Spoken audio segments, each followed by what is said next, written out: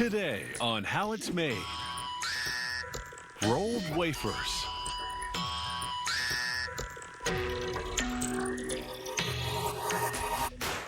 wood pellets,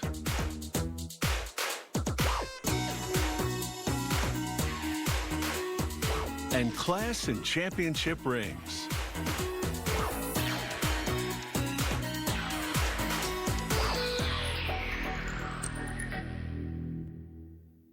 At some point many centuries ago, the thin communion-style wafer took a delicious twist with the creation of the rolled wafer cookie. The exact origin of this tubular treat isn't known, but it has been traced back to Syrian Christian pastry makers during the Middle Ages. Long and elegant, the rolled wafer is one classy cookie. It's crispy on the outside and creamy at the core for a sweet fusion of flavor and texture. It can be served as a garnish for the main dessert or on its own. It is, of course, a matter of taste. Ingredients for the rolled wafer include flour, sugar, cocoa powder, whey powder, milk powder, and dark chocolate. There are 20 ingredients in total. They load each one into a separate bin. The bins all funnel into one of two big mixers one floor below. One mixer blends the wafer batter, and the other prepares the cream filling. A central computer controls the flow from the bins to the mixers. It measures and releases the ingredients to follow the recipe exactly. The computer also assigns a lot number to each batch, so if there's a problem with the product, they'll be able to track the source and fix it. Down below in the wafer mixer, the batter is looking pretty smooth. They're aiming for a consistency that's similar to pancake batter. A worker scoops up some to check it. Too runny or too thick, and the wafer won't have the right crunch. The batch is just right. The wafer batter now flows onto 4 metal plates that spread it onto an immense rotating wheel, creating 4 very thin ribbons of batter. Gas flames heat the wheel to 300 degrees Fahrenheit to toast the batter strips. At this high temperature, the toasted pastry has yet to crisp up. It's soft and flexible, which means it's ready to roll. Coming off the wheel, the wafer pastry winds around a revolving mandrel and quickly cools, generating a continuous wafer roll. The chocolate hazelnut cream filling is looking delicious by now, and machinery pumps it through a hole in the wafer-forming mandrel. As the wafer takes shape, the mandrel pumps the cream into it. This mechanized system is faster than hand rolling, and the wafers it generates are more uniform. The long rolled wafer now spins off the mandrel and heads into a tunnel. Inside, a little axe swings down to chop it into wafer-sized pieces. The rolled wafer exits onto a slide and makes a gentle landing onto a conveyor. The cream inside the cookie is still fluid, and the pastry itself is still somewhat pliable. The next stage of production will solidify everything. It's a trip through a cooling tunnel. On this stage of the journey, the various components of the rolled wafer crystallize to their final form, and they emerge crispy enough to be handled by the employees. They identify any damaged wafers and discard them as they arrange the cookies for packaging. This means compartmentalizing them in groups on a slotted conveyor. After that, the little stacks of rolled wafers travel through a curtain of plastic.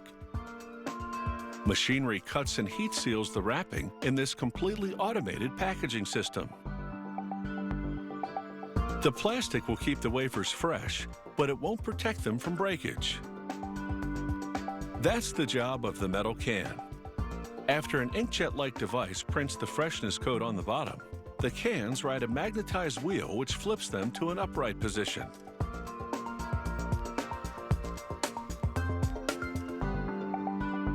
A worker then fills each can with the plastic-encased wafers and puts a lid on the top. Modern manufacturing has revolutionized the making of these rolled wafers. Once individually rolled and baked by hand, machinery now does most of the work, producing more than 100,000 rolled wafers per hour. But of course, the taste is still all about tradition.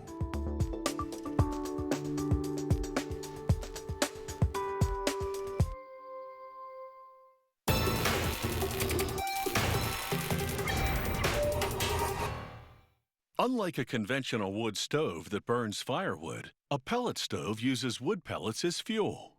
Made from lumber byproducts such as sawdust and wood chips, which would otherwise end up as waste, pellets burn more efficiently and more cleanly than wood and produce very little air pollution.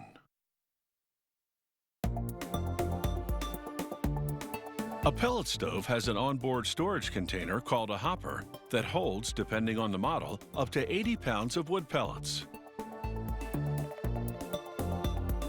Several computer chips monitor the stove's heating performance, dictating the rate at which the hopper automatically feeds pellets into the stove's fire pot. The heat output is manually adjustable, or can be controlled by a thermostat. Wood pellets burn far more cleanly than logs, and the fire is smoke-free. Wood pellets are made from a variety of raw materials: sawdust, wood chips, wood shavings, small logs, even scraps of wood left over from furniture and other manufacturing. These different types of lumber byproducts first have to be reduced to the same size and consistency. Therefore, the first stop is a huge grinding machine. Inside, mammoth steel hammers pulverize the raw material to uniform pieces. The raw material contains about 45% moisture, so it goes into a dryer to reduce the moisture level to between 11 and 12%. So what was rough raw material has now been ground to a finer state and dried. But it's still not fine enough. So it goes into a mill, which processes it further until it's roughly the size of rice grains. A feed pipe transfers what is now wood fiber to a row of presses. These are the machines which make the pellets. The moisture content of the fiber is critical. If it's too wet, the pellet presses risk clogging up. That's why each pellet press has a readout displaying the fiber moisture level. As an added measure, the factory draws fiber samples and sends them to the quality control lab for analysis. It's essential for the stability of the pellets that the moisture be at the ideal level. Excess moisture would eventually evaporate, breaking the pellets apart. So to analyze the moisture content, the lab technicians weigh a sample, heat it to a high temperature to evaporate the moisture, then reweigh.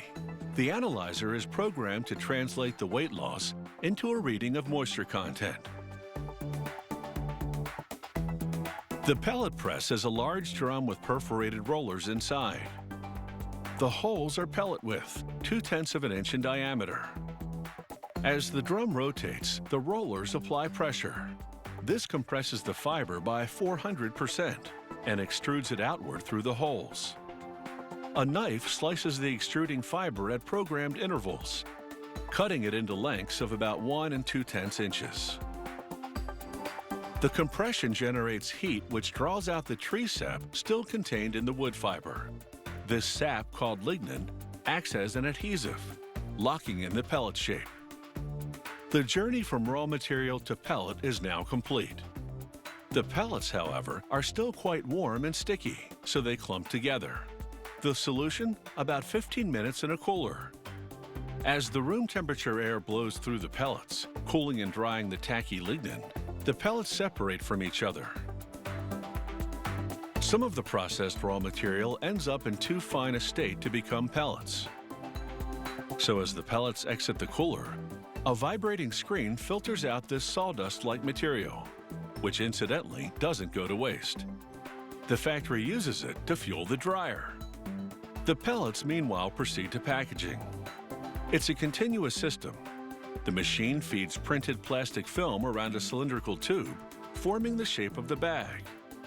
Then it drops in 40 pounds of pellets and seals the top of the bag, simultaneously forming the bottom of the next one. Wood pellet stoves are fast becoming a popular means of home heating. And because pellets cost significantly less than most other types of fuel, wood pellet systems are an emerging option for commercial and industrial heating.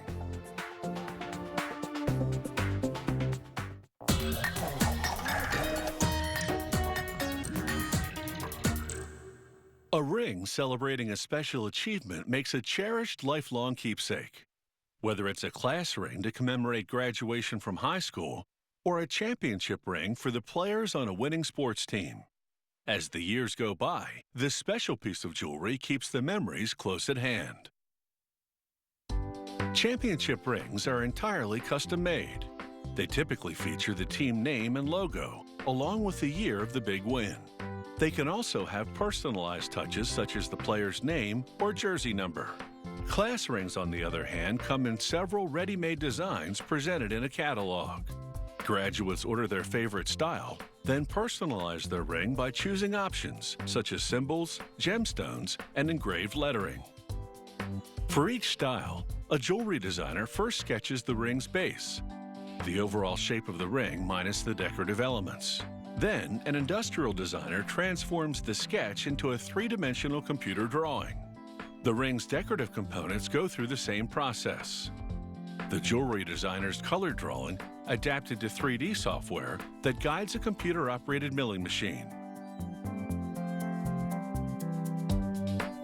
The machine transforms 2 blocks of aluminum into a 2-part mold for each of the flat, detailed components of the ring, meaning all the parts except for the base. A steady flow of lubricant washes away the shards of metal the machine cuts away. Bit by bit, the mold assumes very intricate detail of the ring design. Once it's finished, they coat the cavity with a powder that prevents the wax they're about to inject from sticking. Then they load the mold into an injection device. It shoots in hot liquid wax at high pressure, filling all the minute nooks and crannies of the intricately detailed cavity. Seconds later, they extract a wax model of, in this case, the elaborate top of a championship ring. To make a wax model of the ring's base, they use a flexible rubber mold, because it would be too difficult to extract the three-dimensional shape from a metal mold.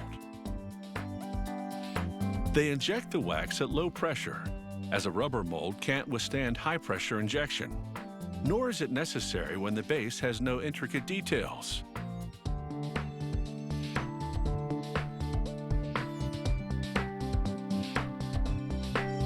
The next step is to assemble the wax models of 2 of the ring's components, connecting the parts with joining wax applied using a fine-tip soldering iron.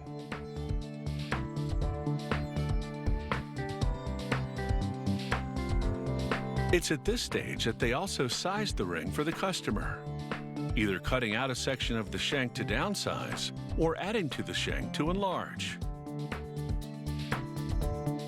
Next, they begin building a wax structure on which to mount the wax models. For several rings they'll be casting simultaneously. They solder a small stem to each model.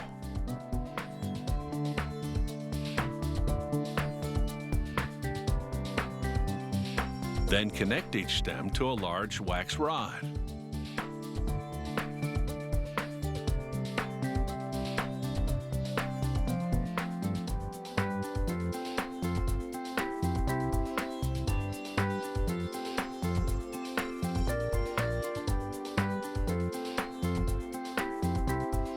When they're done, they have a tree-like structure holding all the wax models. They solder this structure to a rubber base, then slip a metal flask over it.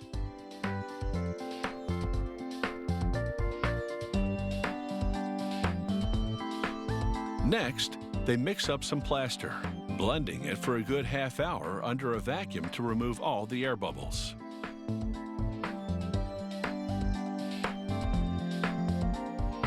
Then they inject the plaster into the flask, engulfing the wax models and supporting structure inside. Over the next 12 hours, the plaster hardens into a shell around the wax. Next, 12 hours in a hot oven.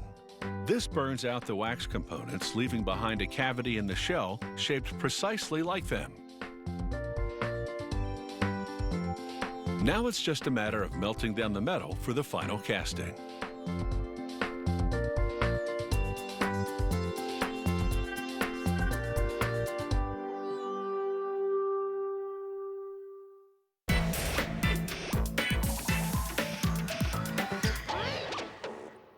The technique of using a wax model to create a mold is known as the lost wax process. This company uses the plaster shell as a mold to cast rings in 3 types of metal: gold, sterling silver, and stainless steel. Regardless of the metal, the ring-making process is the same. In just minutes, the induction furnace has heated the metal, in this case gold, to the required molten state. They carefully pour it into the plaster shell.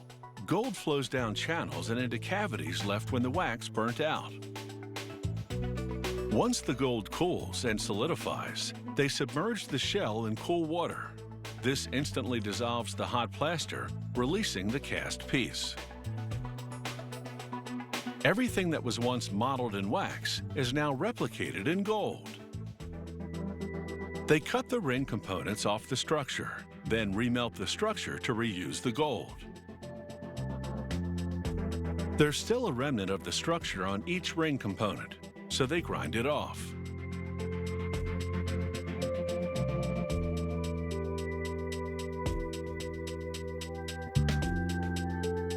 Next, using a grinding tool so small that it fits through the ring, they smooth the inside surface. Then they stamp in the company name, along with the internationally recognized code identifying the metal, such as 10K for 10-karat gold. To smooth the ring's outer surface, they use a grinding wheel which has splits in its abrasive discs. The split produces a see-through view as the discs spin at high speed.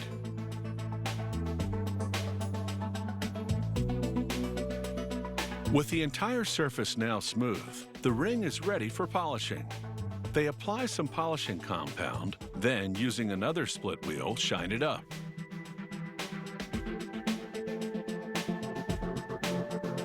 Next, the top of the ring goes to the stone setting department, where using a fine rotary tool, a specialist contours each setting to fit the gemstone's pointed base.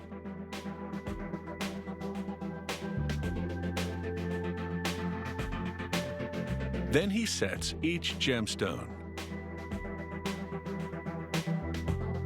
forcing down the 4 surrounding prongs onto the edge of the stone. Next, he sets tiny diamonds. He presses each one into place, then pushes the surrounding metal inward to hold the stone down.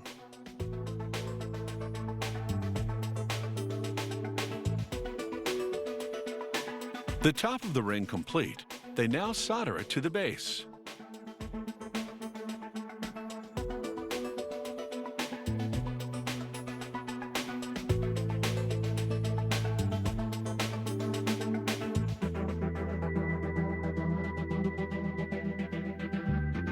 Using an airbrush, they apply a fine mist of black paint, then wipe it off. This leaves behind a black background highlighting the ring's details.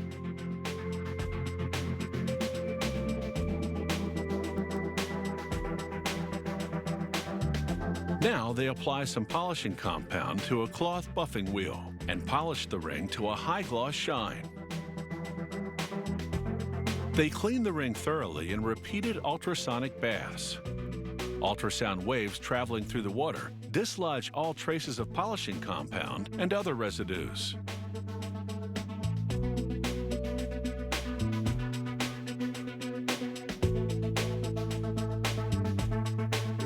A few blasts of pressurized steam, and the ring is completely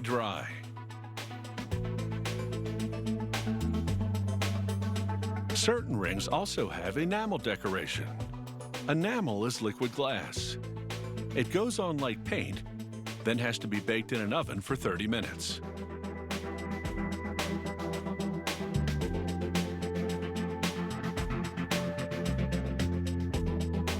Finally, a computer-guided engraving machine inscribes any name or personal message customers request be written on or inside their rings. The tradition of the class ring dates back to the 1800s. Championship rings, a wearable trophy of sorts, are a more recent custom. Both make a proud and triumphant fashion statement.